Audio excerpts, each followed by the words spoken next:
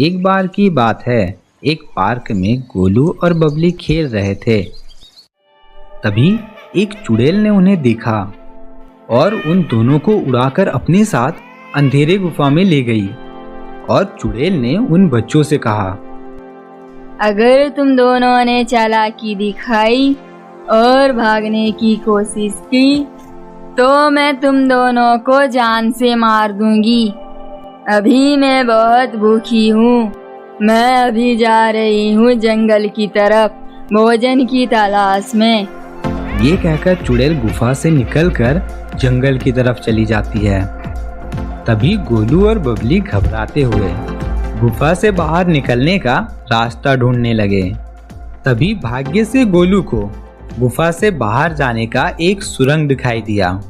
तभी वे दोनों सुरंग के अंदर चले गए और एक जंगल में पहुंच गए। उधर कुछ देर बाद चुड़ैल गुफा में आई तो देखी गुफा में बच्चे नहीं थे। चुड़ैल बच्चों को गुफा से बाहर ढूंढने निकली।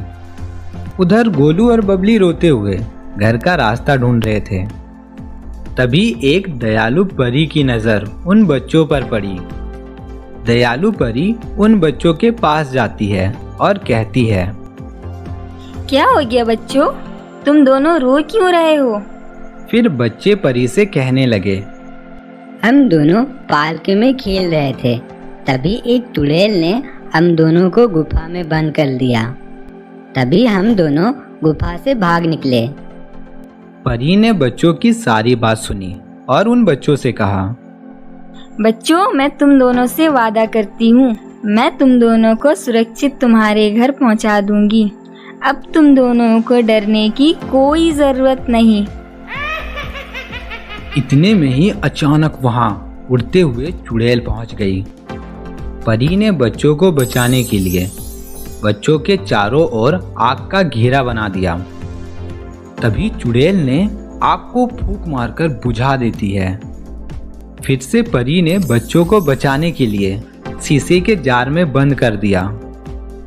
तभी चुड़ैल अपनी जादुई शक्ति से जार को तोड़ने की कोशिश की, लेकिन वो नाकाम रही। तब वो अपनी शक्तिशाली हथौड़ा लाने के लिए अपनी गुफा में भागी।